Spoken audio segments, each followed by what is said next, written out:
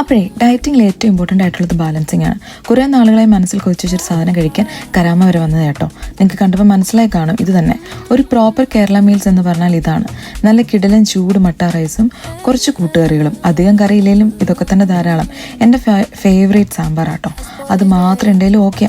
പിന്നെ ഒരു തോരനുണ്ടായി, പയർ തോരനാന്ന് തോന്നുന്നു. കുറച്ച് അതും. ആക്ച്വലി വെജ് മീൽസ് ആണ് എനിക്കിഷ്ടം. പക്ഷെ ഒരു ഓംലെറ്റും ഉണ്ടെന്നോർത്ത് കുഴപ്പമൊന്നുമില്ലല്ലോ അല്ലേ. എല്ലാം കൂടെ ഒരു പിടി പിടിക്കാം. ഫസ്റ്റ് ഉരുള കഴിച്ചപ്പോൾ കിട്ടിയ സാറ്റിസ്ഫാക്ഷൻ എൻ്റെ മുഖത്ത് നോക്കിയാൽ നിങ്ങൾക്ക് കാണാം. ആ പപ്പടം കൂടി വന്നപ്പോൾ ഒരു രക്ഷയില്ല കേട്ടോ. എന്തായാലും നമ്മുടെ വീട്ടിൽ കഴിക്കുന്ന ടേസ്റ്റ് ഒന്നും വരില്ല, എങ്കിലും കുറേ നാളുകൾക്ക് ശേഷം കഴിച്ചതുകൊണ്ടാണോ എന്നറിയത്തില്ല, ഭയങ്കര രുചിയായിരുന്നു.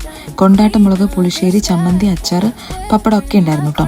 ഇപ്പോൾ ഒഴിച്ചത് എന്താണെന്ന് മനസ്സിലായി കാണുമല്ലോ. പൊതുവെ എനിക്ക് ഇഷ്ടമല്ല കേട്ടോ. വെജ് മീൽസ് എന്ന് പറയാത്തതുകൊണ്ടാകും ഫിഷ് കറി ഉണ്ടായി. കുറച്ച് അത് ഒഴിച്ചൊന്ന് കഴിച്ച് നോക്കാമെന്ന് വിചാരിച്ച് കുറച്ച് ഒഴിച്ചു.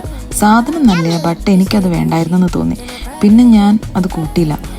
ആക്ച്വലി ഞാൻ 2 പുളിശ്ശേരി എന്ന് വിചാരിച്ചിരുന്നത്. ഒന്ന് മാമ്പഴ പുളിശ്ശേരി ആയിരുന്നു, രണ്ടാമത് മാങ്ങ ഉണ്ടെന്ന് ഒഴിച്ചപ്പോഴാട്ടോ മനസ്സിലായത്. അതത്ര പോരാഞ്ഞു, എന്നാലും കഴിച്ചു. ചോറ് കുറച്ച് കൂടിപ്പോയി, എന്നാലും പറ്റും പോലെ കഴിച്ചു തീർത്തു. അല്ലെ പിന്നീട് ഇതോർത്ത് കൊതിയാകുകയും